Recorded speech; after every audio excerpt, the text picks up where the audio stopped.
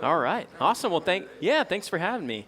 Well, my name's Taylor. That was a great introduction. And I'm really happy to be here. I love talking about water and municipal government. That's like, I call it my autism flavor. Like, I love talking about zoning, planning, anything municipal government. So water obviously, fits in with that. So I am, one thing, I also adjunct teach at Lehigh Carbon Community College. And so one thing I love telling my students, and anytime I'm talking to people, is I love interactive feedback. So feel free to interrupt me, ask questions. If there's something that you're like, I have a question about that, just stop me and ask the question. I really do enjoy being interrupted and answering questions. So just so I know who I'm talking to, how many of you live in the city of Allentown? Just raise your hand. Inside, okay, one person. All right, how many of you have LCA or Lehigh County Authority as a water supplier? A couple of you, all right. How many of you have, shout out where y'all are from. Easton, okay. Where else? Bethlehem, okay. Bangor, okay. New Jersey. All right. Cool. So we're from all over the Lehigh Valley, which is great and this is what I was telling Jim, that no matter how many times I give this talk, it doesn't matter if you don't have LCA as your water provider. It still translates. We're still doing similar things. There's actually an organization called the Lehigh Valley Water Suppliers that LCA is a part of, where it's basically all of the water suppliers in the Lehigh Valley is a conglomerate to share resources, communicate, learn from each other. And so it's a really cool, unique thing that actually they were founded to give back to the community. And so they every year they host what's called Wateropolis for students around the Lehigh Valley. And so they educate students on the watershed and how to conserve water, what our water is like in the Lehigh Valley, because it's not just one utility, it's a conglomerate of a lot of different utilities. So I'm just going to talk about water. It's going to pertain to, I'm going to give you all a lot of facts about Lehigh County Authority. We are the largest water supplier in the region. We also treat all of the waste that comes from Allentown and 14 other municipalities around the Lehigh Valley. So I know that's a lot of different municipalities, but all of that wastewater flows into Klein's Island, which is in Allentown, and then it's treated and then goes into the Lehigh River. So I know Jim had a question. He's like, are we drinking river water? I love that question so much. So I'll cover it in here, and I might, some of the slides I might go quicker on. If you want me to back up, let me know. But hopefully I'll cover all the questions you guys have. We're in a drought right now, so you're going to hear me talk about water conservation and why it's really, really important, regardless of if you have LCA as a water provider. So hopefully you can read this. So what we're going to cover is where your water comes from, how water is made safe, where your wastewater goes, some pressure points along the way, and then one thing that we are really talking about a lot at LCA is lead line replacement. How many of y'all are familiar with that, lead line replacement? Yeah. What comes to mind when you hear that word, lead? Michigan. Flint, Michigan. I love it. That is always the first thing people think about when they hear lead line replacement, Michigan. But it's happening across the country. I'm originally born and raised in San Antonio, Texas. They also have to get out lead lines. It's actually kind of surprising. San Antonio is not it's an old city, but a lot of the infrastructure in San Antonio is not really that old, but they still have some lead lines that they have to get out. So when people think of Flint, Michigan, lead lines, it's happening everywhere. It's actually EPA mandated by 2035 to get all lead lines replaced, public and private. So it's a very expensive project mandated by the federal government for all water utilities to remove lead line from service in the country. So yes, question. When was it mandated? I'm not exactly sure when. It's been a few years since it was mandated, but the EPA has a requirement that all of it has to be out by 2035. Yeah. I was just curious which administration was. So it's carried over from a few administrations. I think it initially was probably under the Obama administration, but don't quote me. I know we're recording this, could be wrong on that. But I do know it's carried over from a few administrations, and there has not been a delay on that, requirement to get lead lines out. So. Replacing the line with concrete, or? So replacing lines with copper. So that's what we do. Yeah. So we go in and we pull the lead lines out. It's a really cool process. They actually use this device that kind of winds it. like a weed eater string, kind of winds it around and pulls it through the ground. Sometimes, depends on where we're replacing the line, and then it feeds through that same line, feeds the copper back into the system. So, but that's on the public side. Private side, we partner with plumbers to go into homes because they actually have to go into homes and replace the lines, and that can be really expensive. So that's one of the biggest costs.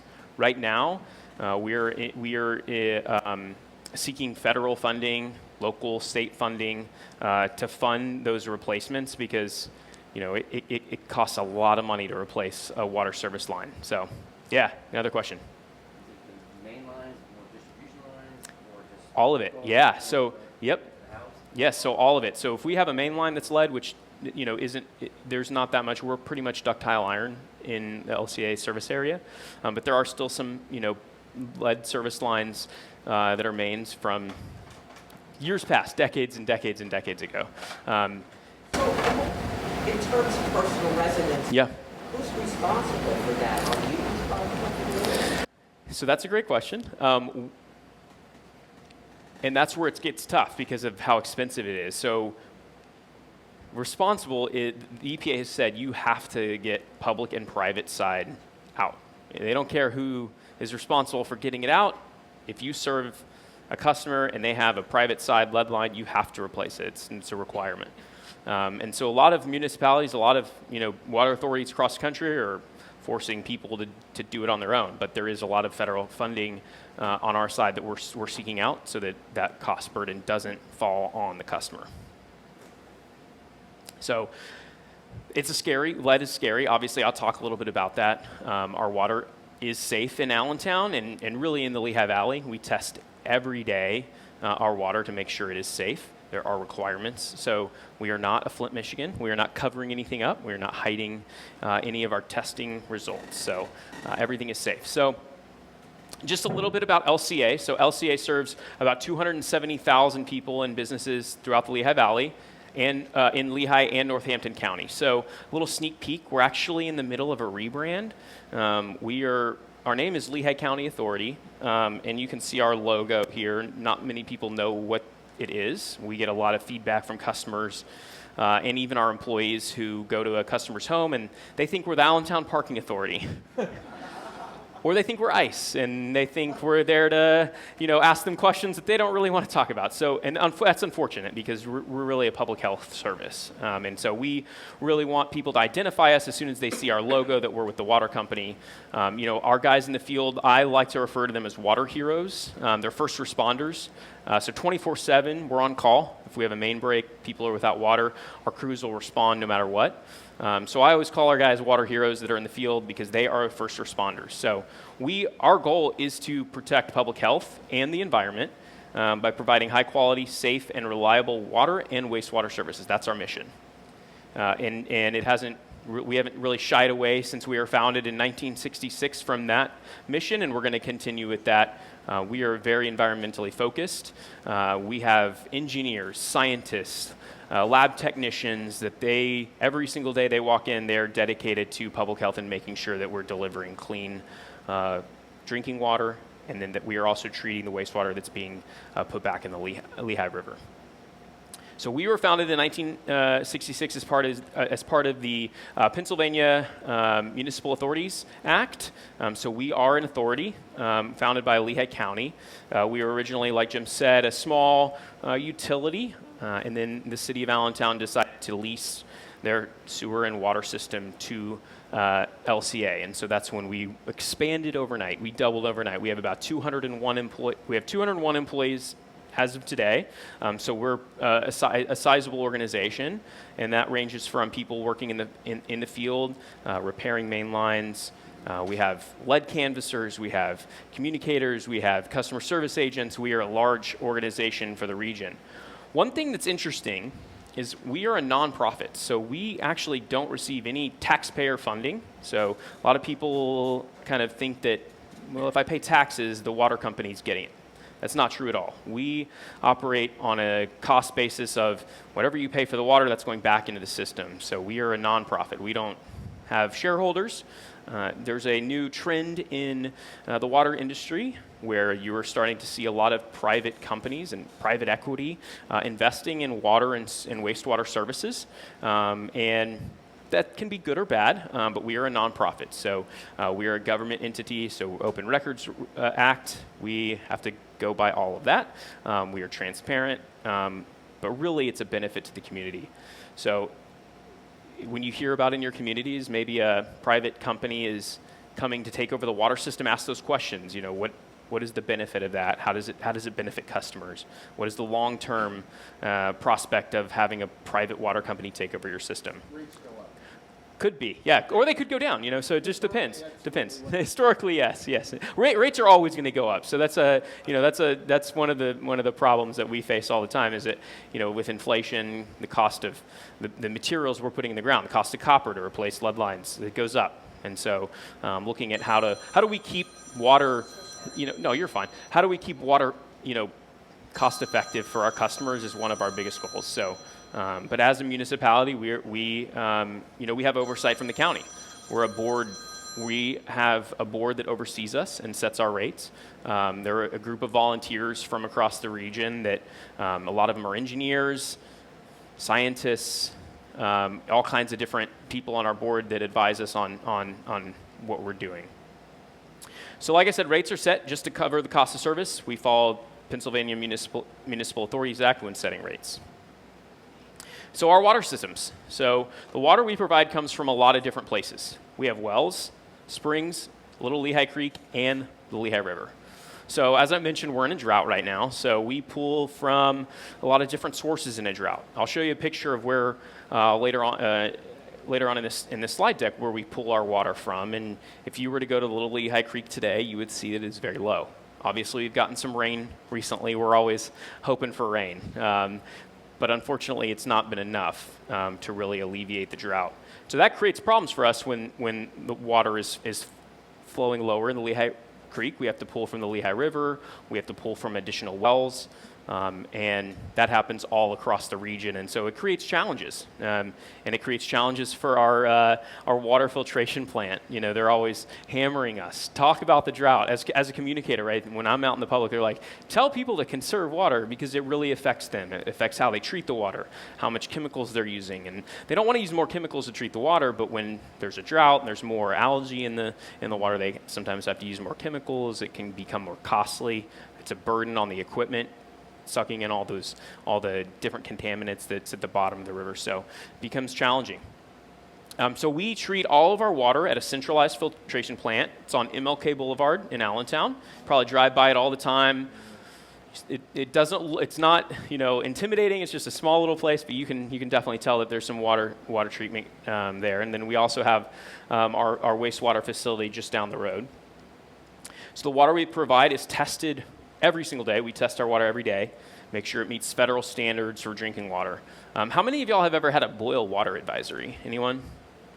Yep, one, yeah, a couple, yeah. Not here, but you're familiar with it, yep. So usually when you get those boil water advisories because of a main break, sanitary sewer overflows, there's a lot of reasons for it. And those are generally federally mandated, so we have to contact EPA when those happen. And our laboratory technicians test the water, so make sure it's safe.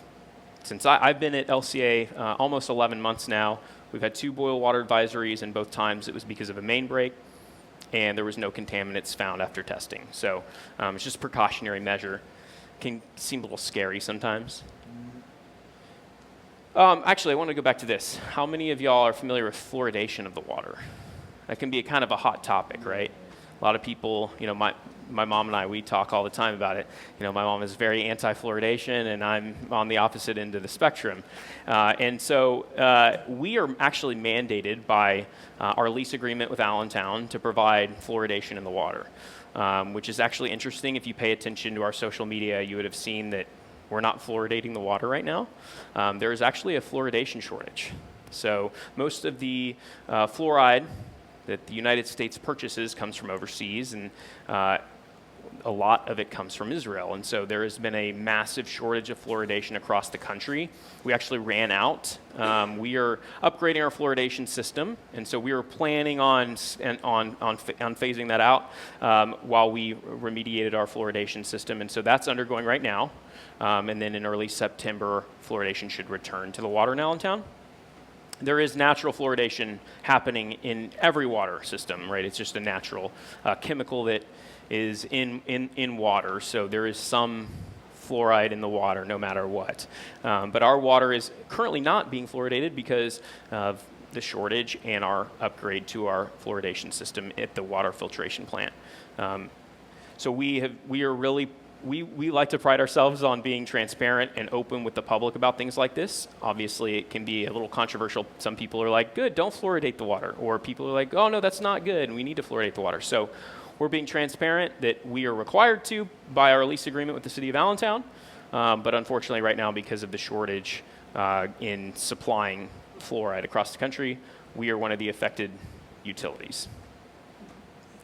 So our wastewater, this is my favorite part of the job. I love poop and pee, right? A lot of people don't really think about what happens when they flush their toilets. And as a kid, it just fascinates me. Like, you just flush the toilet and it's gone. Where does it go? It's got to go somewhere, unless it backs up. So we provide wastewater collection and treatment. Like I said, for 15 municipalities, it all flows to Klein's Island, which is an actual island surrounded by levees in the city of Allentown. It's a really unique thing that was created in, next year will be our 100-year anniversary in 2 years, it'll be the 100-year anniversary of the wastewater treatment plant in Allentown. A lot of those components are original. So there's always massive upgrades happening at the wastewater treatment plant. Very expensive to modernize and maintain. Obviously, when you're flowing in a lot of sewage, things break down, becomes very costly. So we also operate a regional pretreatment plant in the Fogelsville area in Upper Macungie. I don't know if anyone here is from Upper Macungie. So that pre-treatment plant is actually something that is very unique to the state of Pennsylvania. It's the only one that exists. And what it does is actually provides pre-treatment for some of the industries that exist in the Fogelsville area. So Boston Beer, Nestle, Keurig Dr. Pepper. There's a lot of massive food and beverage industries. Bimbo bakeries, they also feed into our pre-treatment plant. Yep. It's actually interesting. I was getting a tour of it, and the operator was like, "Oh, Bimbo bakeries must be feeding in a lot because it smelled sweet. It didn't smell like sewage." And I was like, "Oh, it smells good." And he's like, "Yeah, it's because Bimbo's, discharging." And so it's really interesting. Sometimes, you're expecting it to smell bad, but it smelled good. And so that's actually a really unique thing. It is something, a benefit for that, for those companies. And it's pre-treated, so it's not a final treatment.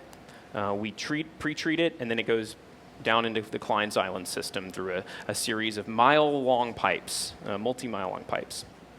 After the wastewater is treated, it goes into the Lehigh River, and that's tested every day. There is federal standards that are required for discharge of effluent. We always meet those, unless there's when it rains and floods, sometimes that can cause challenges for us, and that's where part of the upgrades to Klein's Island come into play. So LCA by the numbers, we serve, like I said, we serve 14 municipalities for sewer and wastewater treatment, 20 municipalities total for water and wastewater treatment combined. We do about 26 to 30 million gallons per day of water produced. So our treatment plant does between 26 and 30 million gallons per day of water treatment. How many of y'all saw the fire that happened in Allentown, the massive fire, the warehouse?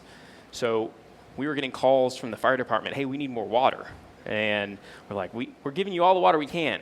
And we actually increased production that day so that the fire department could have additional water capacity to fight that fire.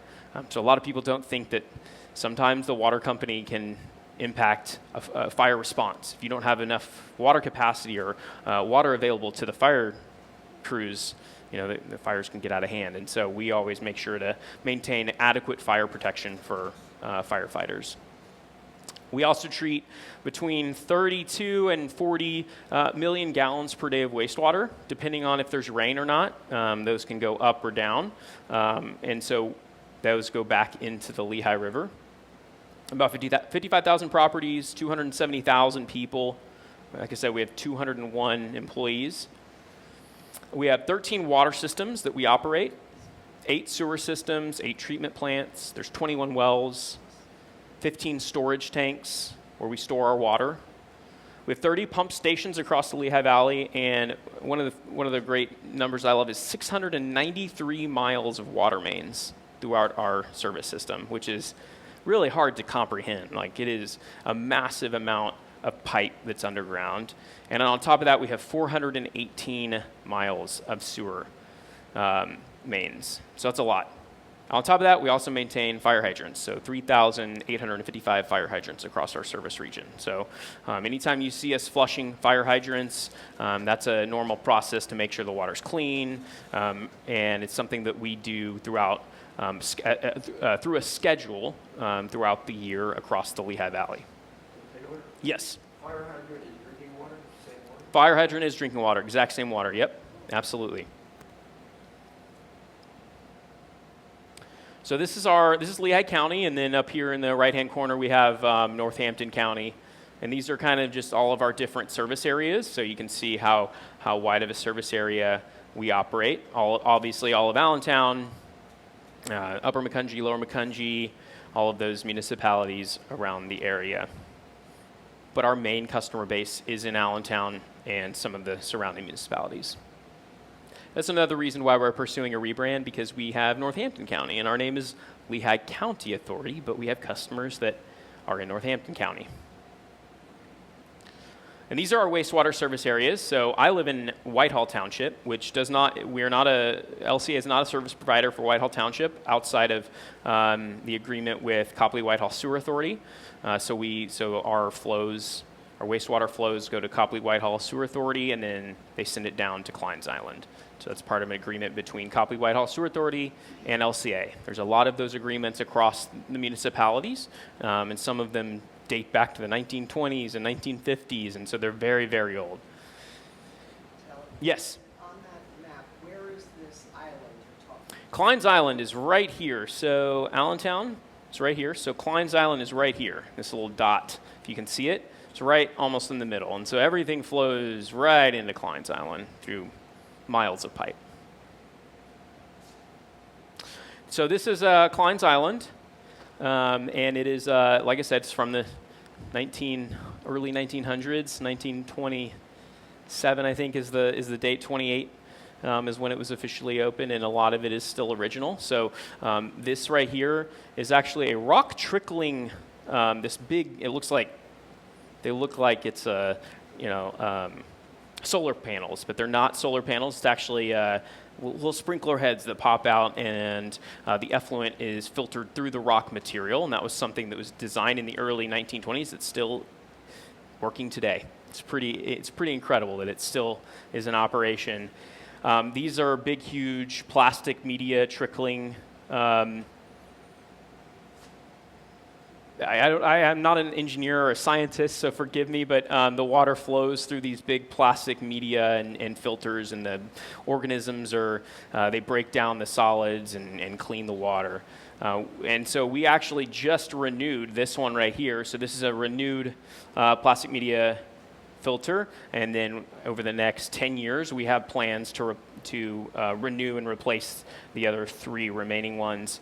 So it's all science. It's really cool. I love talking to the engineers down there that clean the water because they're super passionate about it, and they know so much about how to keep it clean, especially when when they're dealing with different kinds of chemicals that can change how the solids are broken down and how the wastewater is treated. They have to monitor it. So we are 24/7 operation. We have operators that are always working, always paying attention to the flows that are coming in and how the water is being treated, and then eventually it'll get pushed into the Lehigh River.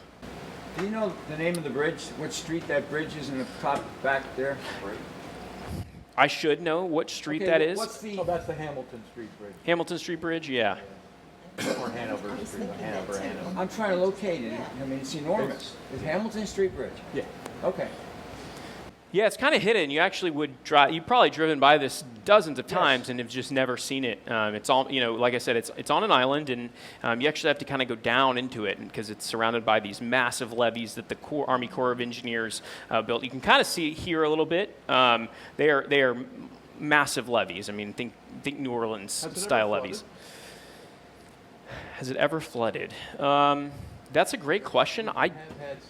We've had some. Yeah, I think I'm sure there's been some type of flooding, but honestly, I don't think it's been anything catastrophic or anything that's caused massive issues. The big thing we have is when it does flood in the region and we get a lot of infiltration into the system through manholes, that kind of affects the amount of wastewater we can treat. And so that can lead to sanitary sewer overflows, which are not a good thing.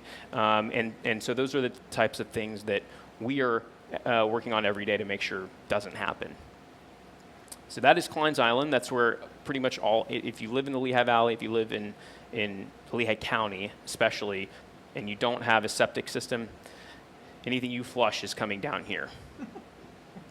So this is the Little Lehigh Creek, and I took this photo about 3 weeks ago, and the photo does not do a good job of showing how low it is, but you can almost walk across it right now. So these are rocks in the Little Lehigh Creek. You can almost walk fully across the creek, and that's where we get most of our water that we treat from. Comes from the Little Lehigh Creek. Where is that other creek? Little Lehigh Creek, so MLK, yeah, so right along MLK. Yep, right along MLK Boulevard, right at our water filtration plant. So these are the intake screens that pull the water right into the intake. Now you can see, this is a better observation, that normally water would be coming up to about right here and flowing in, and you can see we're almost at the bottom. And so that creates a lot of issues for our plant operators when they're treating the water, trying to get the algae out. It affects how they treat it with all the different chemicals and the process. And so it's challenging. And when it gets too low, they start pulling from a lot of the other wells we have in the system, or they'll pull from the Lehigh River. We don't like pulling from the Lehigh River because of the taste. People will get customer complaints about the taste just because of how it's processed. It's different water. And so we prefer to pull from the Little Lehigh Creek or from our wells, but because of the drought, we have the option to pull from the Lehigh River. So, like I said, I love to hammer the drought. We are in a drought warning right now, which is, if you're familiar with the drought, kind of the Pennsylvania drought system, we're normal operations, then we'll go into drought watch, drought warning, and then drought emergency. And so we are asking customers to always reduce use in a drought warning by 10 to 15%.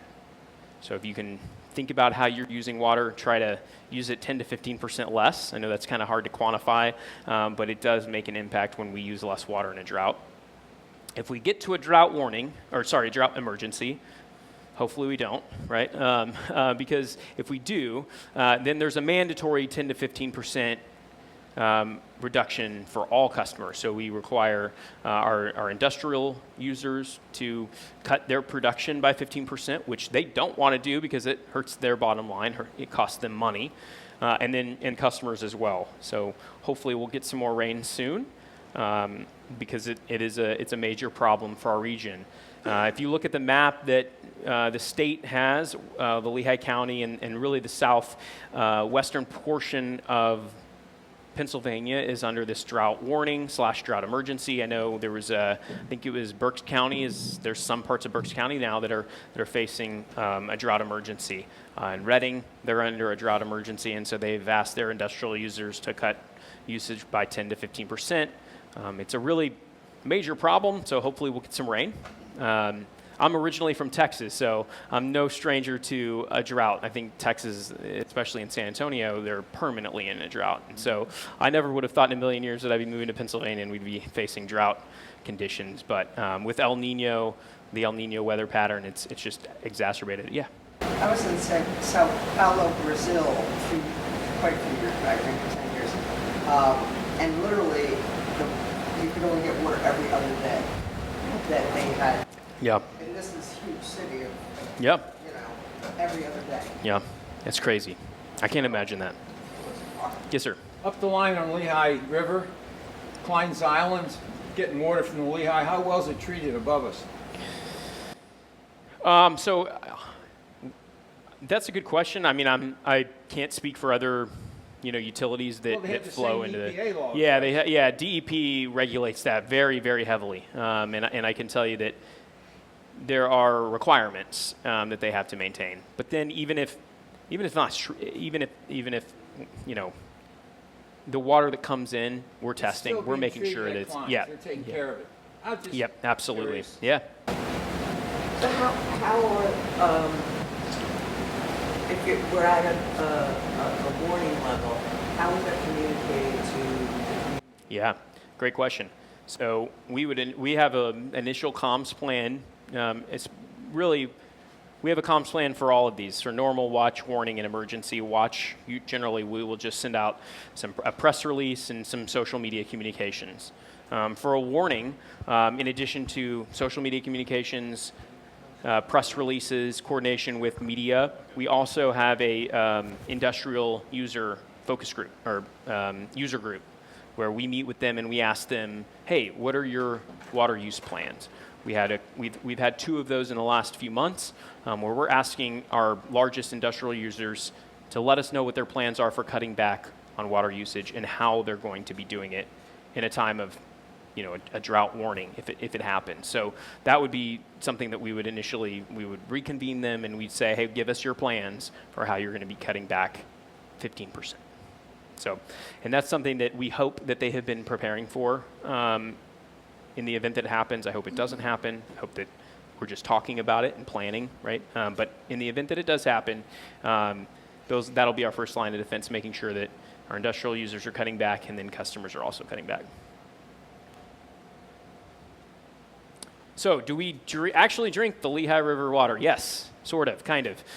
Little Lehigh River is where we drink. So we pull from, like I said, we pull from springs, creeks, the river, wells, groundwater, all kinds of things. I've got a little walk through how we treat our water. It's actually really, really cool, and I love it. So there's 3 steps in safe drinking water.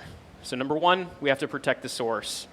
We have to make sure that the source of our waters are protected. I don't know if y'all have heard about PFAS. PFAS is a big thing, right? It's kind of scary. I'm a millennial, so I feel like I'm like 50% PFAS at this point. PFAS, oh my gosh. PFAS are little microplastics that are forever chemicals. So it stands for petrofluoro something. So, yeah. That we're all just all in our. It's not good. Yes, cancer causing. Yes. So firefighting foam is one of the biggest causes of water contamination for PFAS. You see it a lot in areas that have had firefighting training facilities that ended up penetrating groundwater. So the Bureau of Emmaus actually has, they're actually still under treatment protocols. They just got a brand new PFAS treatment for their water system. Senator Miller was vital in getting the Bureau of Emmaus to have that water filtration. And then also at LCA, we're constructing a PFAS treatment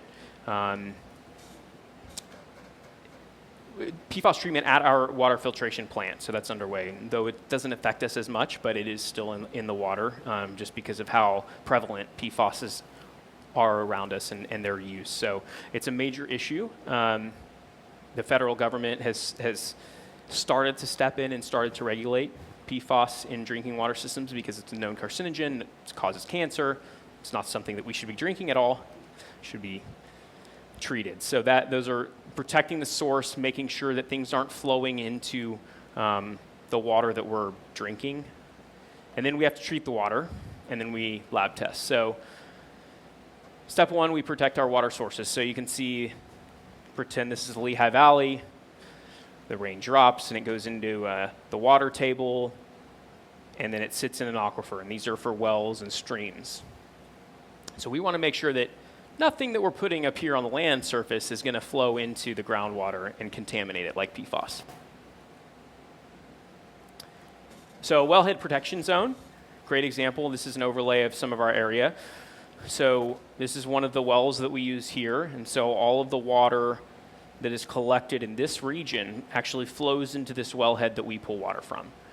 So you can see if there's a fire training facility over here, miles away from the wellhead, it still can flow and contaminate that water. So that's why we have to protect our water sources. And that's one of the biggest things that our engineers and scientists do at LCA is making sure that our wellheads are protected. We don't want people contaminating them. We don't want people dumping things in the region that could contaminate them, so they're always testing. It's actually pretty interesting how great they can identify some sources of contaminants. Yeah. I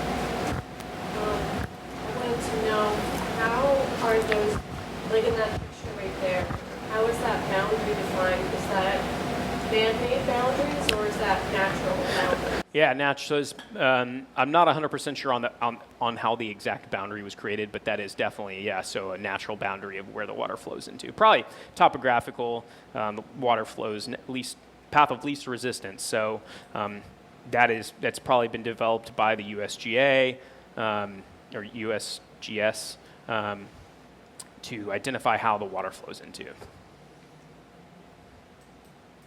So something we always talk about is everyday activities can impact water quality.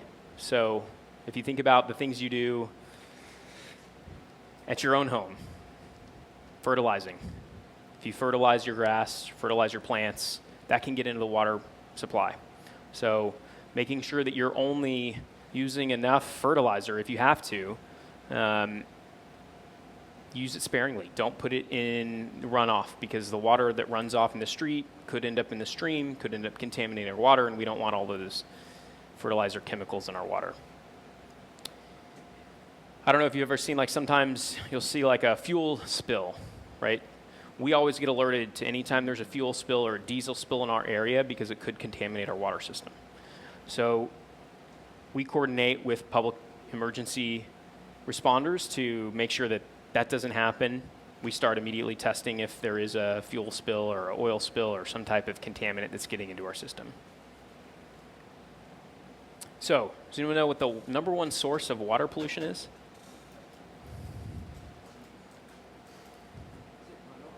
Oh, you got it. It's runoff. I love it. You know your stuff. Yep, so runoff is the number one pollutant of our water system. So if you think about the things that, oil leaks from cars, any type of cleaning materials, chemicals, that all runs off, especially we have so many farms around us that are fertilizing, like that runoff can get into our drinking water supply. So think about that when you're using chemicals outside. So what can you do to protect our water system? Plant trees, clean up spills, make sure if you do spill something on a impervious surface, clean it up so it doesn't run off. Don't dump anything down a storm drain. Always say that, never pour anything down a storm drain. You'd be surprised at how many people pour things down a storm drain. And luckily we can track that sometimes we can track it. Sometimes we can figure out where some contaminants are coming from and affecting our water source, but oftentimes it's not coming from an industrial user, it's coming from everyday household users. Clean up after your pets. Obviously, litter cleanups are great. I love to volunteer with our Whitehall Environmental Action Committee to clean up a lot of our areas. And then, if you live by a stream, plant a buffer. So riparian buffer are things that really help make sure our water's clean. It kind of acts like a natural filter before all that runoff gets into the stream. So, in Whitehall specifically, our Environmental Action Committee is really big on riparian buffers, and they planted a lot of riparian buffers along our Copley Creek to make sure that the water stays clean there. So those are scientifically backed resources or evidence that shows that we can really make sure our water's clean and safe to drink just by planting riparian buffers. Yeah. Could you just tell me what is a buffer? Please? Sorry. When you ask the question, Yeah, we got a microphone for Microphone. people to, we forgot to use it really. trying to I just wanted to know, instead of mowing, what qualifies as a buffer? Buffer just depends on the type of plant. So there's certain types of plants you can plant around a stream that'll grow and protect. I'm not 100% sure on the exact type of plants, but I know there are certain, and Deb from our EAC is probably going to get mad at me for not knowing. But yes, there are certain plants you can plant along the stream. So yes, in addition to not mowing, I think native grasses is one of the big things, and then wildflowers, things that I think can provide that buffer and absorb a lot of those carcinogens or things that shouldn't get into the water stream. So then once it goes into the water system, then we have to intake it. So I showed you the picture of our Little Lehigh Creek. So we have our pump intake, and it goes into what's called coagulation, and it kind of mixes. There's a chemical that bonds these chemicals to the water molecules that will collect a lot of the large particles, which then go into the sedimentation, and then it kind of falls to the bottom. And then it goes to what's called a sludge digester, and initially will go to Klein's Island. So once the sediment has reached the bottom, it's disposed of. Then it goes in the final filtration, which is a bunch of carbon media filters. I have some pictures of that I'll show you. And then it's disinfected. And then once it's disinfected, it either goes into storage or distribution. We don't have a lot of towers in our service area. I know in Texas, that's what we're used to because we have a lot of flat land in Texas, and so we are actually gravity-based, pressure-wise. And so if you see a lot of storage tanks, that's usually because there's not a gravity-fed water system. So the reason we don't have a lot of that here in the Lehigh Valley is because we rely on gravity, both for water and wastewater treatment. So coagulation. We're really thankful. We're not drinking river water. So coagulation is a chemical that's added to make the water sticky, basically. So the solids stick together, and then they get heavy and sink. We don't actually drink any of those chemicals. They bind to the dirt, a lot of the large particles, so that they can fall and get out of the water system. Why do you have to do that? So the reason we have to do that is because otherwise it's really hard to get out those contaminants. If you can't just run it through a screen, because sometimes they're so microscopic, they're so tiny that even a carbon filter screen wouldn't pick it up. So has to bind to the chemical in order to drop out. I think that's the scientific explanation of it. There's probably way more science that goes into that than I'm explaining. And then water treatment chemicals we use. So we use polyaluminum chloride. So that is what helps with the coagulation. Sodium hypochlorite, which is chlorine. It's a disinfectant to kill bacteria. I don't know how many of you turn on your tap water and you smell chlorine. Has anyone ever done that? Yeah. Sometimes. I think it's very strong. Yeah, sometimes. Do you do it in large amounts infrequently, or is it continual? Generally continual. So the reason why I bring up that smell is it's actually a good smell. You should want to smell that sometimes. It means your water is clean. Some people don't like the taste of it. It's off-putting. I always tell people just put it in your refrigerator for about an hour. It'll go away. Chlorine actually evaporates. So the longer you leave, if you pour your tap water, put it in the refrigerator for a couple hours, it'll evaporate. So that's what we do. I actually have 2 filters at my house, and I just put it in a glass bottle and put it in the refrigerator, and that's how the chlorine evaporates, and it tastes great. You don't taste any of the chlorine or smell it. And then fluoride. So those are the 3 chemicals that we add to our water system. So polyaluminum chloride, sodium hypochlorite, which is chlorine, and then fluoride. So sedimentation, this is one of the really cool things. So as I mentioned, our water filtration plant, you can see these from the roads. These are our sediment basins. So all that sedimentation will fall to the bottom and get collected. And we have plant operators that are out there making sure that everything is happening the way it should, that the water is flowing, it's not stagnant. There's actual sedimentation happening. So the solids, as I mentioned, the solids are removed from the bottom. And this is actually our plant here. And then filtration. So filtration is the last step. We have a bunch of filtration in our system that it's inside, and it's through carbon media, a lot of different. It's really cool. Here we go. Yeah, filter materials. That's right. So there's 5 filter materials that it goes through. So it starts with the garnet, which is a very thick type of media, and the water flows through it. And then it actually goes through anthracite or coal. The coal, it's like activated charcoal, activated carbon. And then it flows through a bit of sand, and then small gravel and large gravel. And so that all cleans out the water. I think I had it reversed. Sorry, it starts in large gravel. Large gravel, small gravel, sand, anthracite, and then the final one is garnet.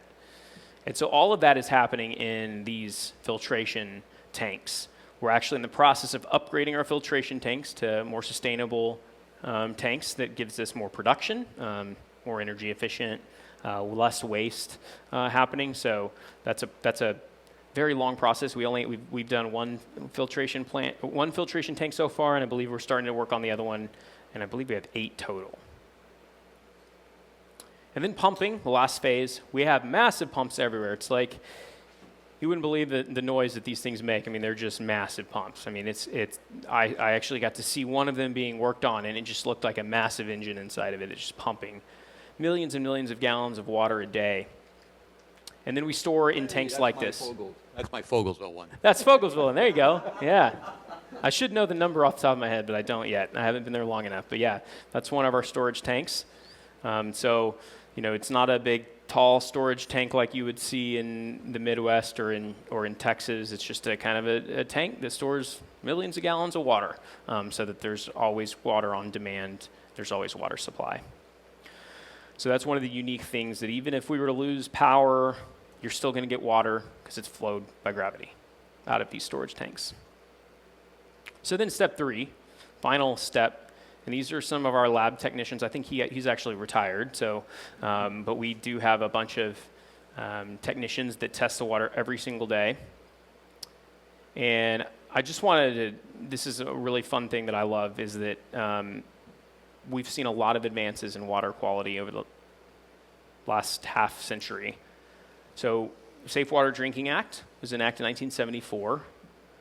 U.S. Environmental Protection Agency also make sure that water is safe to drink. It's a lot different than pre-1974.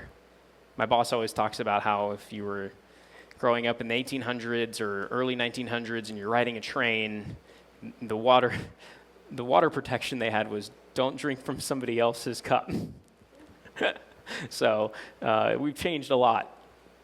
So public education is also one of the biggest things in making sure that our water quality is safe. And then also new ways to test water every day based on science. So our scientists and experts are constantly learning from other professionals in the field.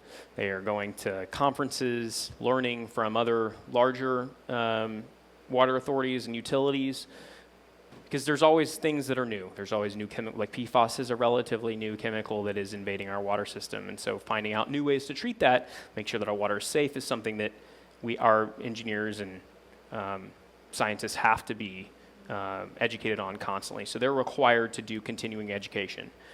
So both our water plant operators and our wastewater plant operators are required by EPA, DEP, and LCA to earn continuing education credits every year. So these are all of the chemicals that we treat for. I won't go through all of them. I just think it's a really cool slide to show you exactly what we treat for. There's E. coli, cyanide, some of the I'm sure that's in there. I'm sure it's all in there. Lead, everything, all kinds of crazy stuff. That asbestos, anything that somebody could put in a stream, we have to treat for and test for and make sure that it's not in our water. So those are the things that we treat for. Total coliform bacteria, that's when you get a boil water advisory. Those are the things that we immediately have to test for. So we make sure that there's no coliform bacteria in there, because that's generally what happens when you lose water pressure in a main line. So recapping, we protect the source, treat the water, and then we test it. That's kind of how our water system works. So now, my favorite part, and I told you I'd get to my favorite part. Who can tell me what they're looking at here? I know it's kind of hard to see. So it's an auger, and there's what looks like a bunch of T-shirts and bed sheets in there. So this is actually an auger from our wastewater treatment plant, and this is captured from a screen. So when all the wastewater that comes into the plant goes through these screens that screen all kinds of material so that it doesn't go into the actual system and ruin the pumps and all kinds of treatment arms that rotate around and flow through. It's crazy. If we didn't do that, they'd break down and get clogged. So these are wipes, a bunch of wipes in there. Yeah, so we say don't flush wipes. No matter how many times somebody says you can buy a flushable wipe, there is no such thing as a flushable wipe. The only thing we tell people to put down the toilet is pee and poop. You know, if you're using toilet paper sparingly, I think that's okay. Though we, say that the best thing is just pee and poop down the toilet. So definitely do not flush wipes. There's a whole industry dedicated to flushable wipes that are not flushable, and our operators are constantly telling me, hey, anytime you're talking to people in the public, like, just remind them, don't flush wipes, please. The things that they see, one of the coolest things that I've heard about, or not coolest things, actually kind of sad, was they found an alligator. So in one of these screens, so an alligator, yeah. So an operator was out there inspecting, and he's like, oh my gosh, there's a little baby alligator. And so he pulled it out, and he's actually living his best life right now at a wildlife farm up north near State College. And so his name is Thanos. So they actually found an alligator, and he is still alive and well. We're trying to bring him back for, some public events in the future so that people can get to see Thanos again. But it was a national news story, actually a few years ago that went pretty viral. The laboratory at the wastewater treatment plant has 2 turtles, Leonardo and Donatello, that they found. And they came through one of the screens as well. So they rescued 2 baby turtles that are now also living their best life in the laboratory, not swimming in the sewage pipes. And this one right here is one of my favorites. This is at our pre-treatment plant. So this is actually a combination of both wipes and an industrial mop head that has unraveled. And this is actually a big propeller. So this is a propeller that kind of turns around inside of one of the tanks to start the process of filtering out the wastewater. And obviously you can see it no longer works. So, oh my gosh, that was probably about 20 feet. I think it's about 20 feet. Yeah, easily. And that's what causes our rates to go up. That's what I tell people. Industrial-sized Mop head, yep. Somebody put it down the pipe. Yeah, yep. So they probably shrunk it, before they put it down the pipe, but they didn't want to throw it away, so they just put it down, one of their. So, well, this is actually they had to repair the propeller and motor actually burned up, I think, because of this. So it was actually sitting on top.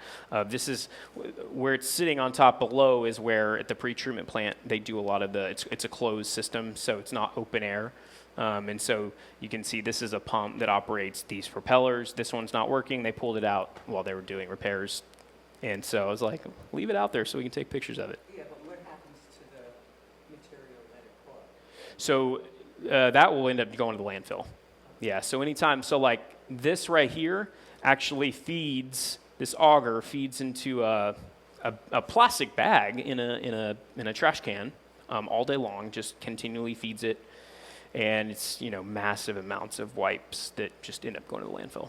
It knows how to It is automated. Yeah, that's actually pretty cool, right? I don't know how. Yeah, it goes through these screens, and the screens pick it up and then dump it into the auger. So this is where you can see it kind of like the screens will come up. It's just they go down about 50 feet.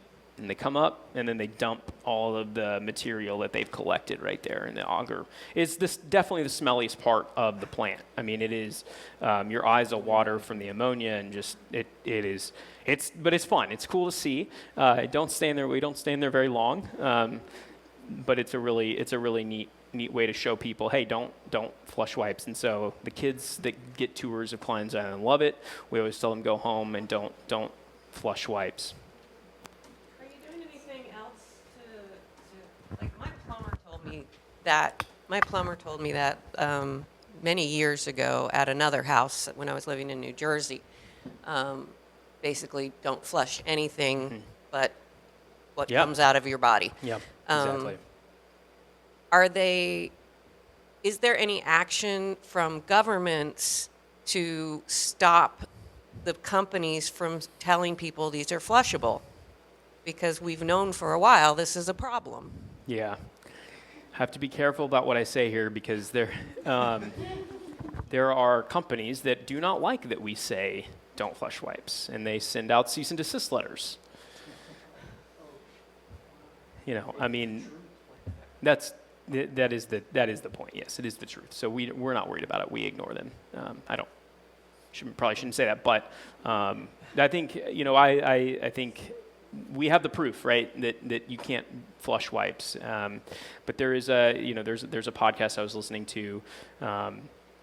It's called Search Engine, where they talk about how they interviewed some of the CEOs and manufacturers of these flushable wipes, and they say, oh yes, our science, definitely shows that you can flush it. And one of the things that we like to do is put it in a jar, mason jar, and seal it up. Seal up put some toilet paper in there, put some water in there, and then put some wipes in there and see what dissolves first. Usually the toilet paper will dissolve pretty quick, and the wipes will stay there forever. They never dissolve. And so that's a really great way of us showing, hey, they don't dissolve like they should. They just sit there, and then they get caught on things like this and like this. So do they get away with it because it's like technically wipeable or flushable? I have no idea how they get away with it. It's a interesting. I don't know. I'm not sure. Well, I guess technically, if they go down the toilet, they're flushable, right? I think that's exactly right. I think that's the legal. That's probably how they get away with it, unfortunately. Alligators are flushable? I mean, the things that they have, with the stories we hear from our operators of things that come in, and I just don't, my mind is, I'm like, how did they get it into the pipe? How did it get into how did somebody flush that? Just like toys and footballs and baseballs and all kinds of just incredible things. I mean, there was a tennis ball. I was like, I guess a tennis ball makes sense, but how did it get into the pipe? So at some point, somebody put it in into the sewer and it comes out. So I think it's probably what they're doing is like, they say, oh, it went down the pipe perfectly fine. It's flushable, so we can say it. But it is a relatively newer problem. It's always been an issue, people flushing things that shouldn't go down the drain, but wipes and pipes have become a major issue. The other thing we tell people is no fog. Is anyone familiar with fog? Fats, oils, and grease. So do not put fats, oils, or grease, because that also is probably another reason why this looks like it does.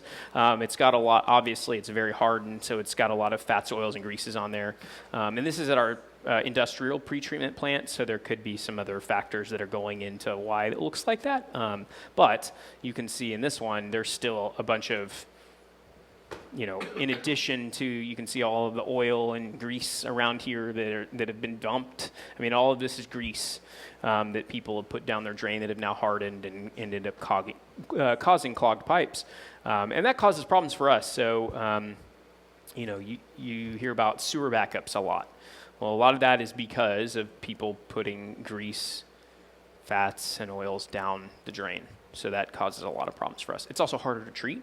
Requires more chemicals, longer time to treat and make sure that it's not causing any issues to the treatment process. So no wipes and no fog. So we like to, one of the things that we've been doing is we kind of go in phases of our communication about what we're telling the public. So we've been hammering no wipes and pipes. The next few months we'll be talking about fog, so no fats, oils, and greases as we get into the holiday season. As people are cooking more, it's sometimes easier to just pour that bacon grease down the drain rather than throwing it away. So we actually really, really encourage people just put it in the trash if it's not organic. Yeah. I've never had one, but I've heard that people have garbage disposals that grind up their Yeah, food waste Yeah. and put it into. Is that a problem? it is, and I'm guilty of it. You know, it's easy to use a you know, an incinerator, you know, garbage disposal to get rid of a lot of that solid waste. But again, there's still lots of fats, butter, all kinds of things that are on that food that you're grinding up and putting into your pipes. So we're trying to shy away from that. I know it's super easy to just grind it up and let it flow, but it does cause us problems when people do that. So it also really, the other thing too is you see a lot of sewer backups in private homes. So if it's not on the utility side, it's up to the customer, and so that's what happens a lot of times is that the backup doesn't generally happen with us. We get this, but the backups happen because the pipes that are going into the larger pipes are smaller at the homes, and so they kind of clog up and can be really, really expensive when you have to auger your sanitary sewer pipes out.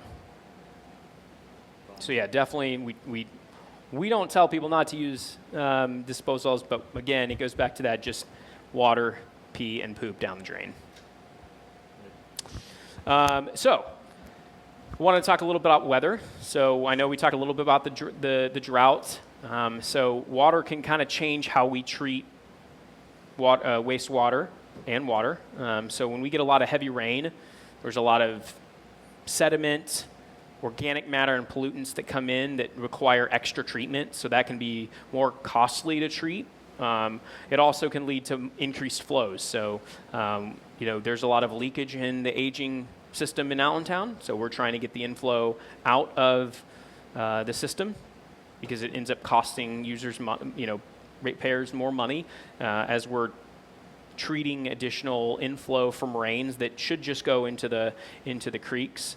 And that's one of the unfortunate things about an aging system is identifying where those, you know, holes are at and identifying how to fix them. So I always like to hammer home safe water is not automatic. You know, we take it for granted a lot in the United States of having safe, clean drinking water. It takes a lot of trained operators, and there's a shortage of operators right now. That's one of the things that we're starting to see is that it's getting harder and harder to find people interested in the water industry, interested in becoming a water operator. And so we have an intern program. We have, I think, 10 interns this summer that come through and learn how to be operators. They do all kinds of training with our staff and our scientists. They get to do different jobs, really encouraging them to pursue careers in the water industry because it's a national problem. You know, I was at a conference last month, and several of the biggest talks that were given were about recruiting people to become plant operators, water and wastewater. And so it's not just a problem here in the Lehigh Valley, it's a problem across the country. Luckily, I think we only have 1 or 2 openings right now, so we're actually pretty lucky to have some pretty talented employees that make sure our water's safe. So this is another image of Klein's Island. This is the rock filtering that I talked about. And so it's a whole process. And it takes about, I think, 8 hours to go through the whole process from the time the wastewater comes into the system to the time it goes out into the Lehigh River. And so you can see it goes back into the Lehigh River. Our operators are very, they take, the environment very seriously, especially making sure that when they put effluent back into the Lehigh River that it's safe. It's sometimes more clean than the water in the Lehigh River that's going back into it. And so that's something that we take a lot of pride in, is making sure that it's clean and that we're taking care of the environment, because when sewage and raw sewage goes into the Lehigh River, it can cause a lot of major issues for plant life, fish, wildlife. The really cool thing that I love, and I should have put it in this, is the wildlife that lives at Klein's Island. If we were doing something wrong, you wouldn't see the amount of wildlife that are around there. We were given a tour to the county executive a few weeks ago, or a couple months ago, and sitting up on one of the power lines was an eagle, just searching for fish along the Lehigh River. And so you wouldn't see that if the environment was being damaged. They wouldn't be there. But it is It's very lively of all kinds of wildlife. It's really, really cool. All the birds that fly around there. Turtles, oh my gosh, turtles all over the place. Yeah. But am I wasting money by Brita filters? So, no, I wouldn't say you're wasting.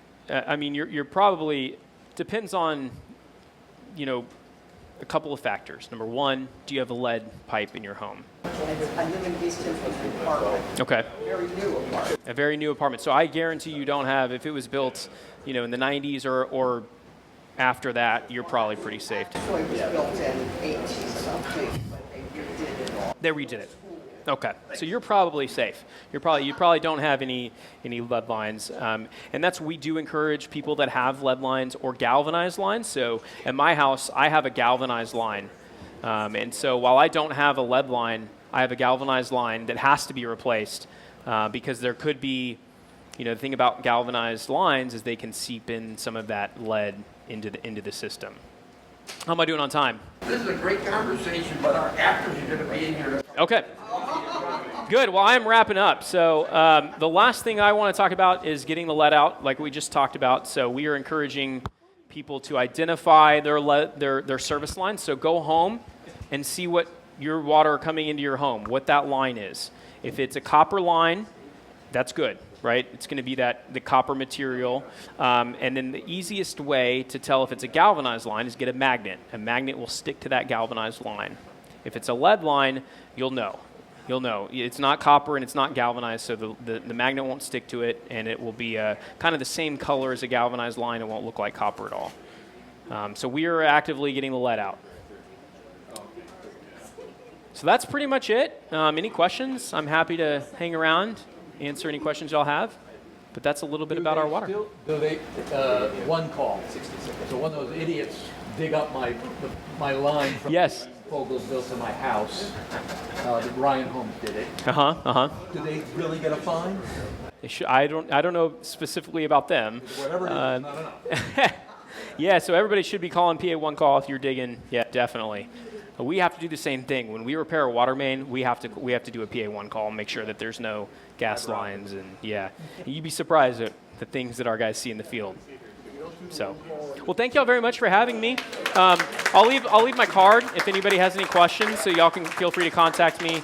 I'm happy to connect with y'all if y'all have any other questions. So, yeah, absolutely.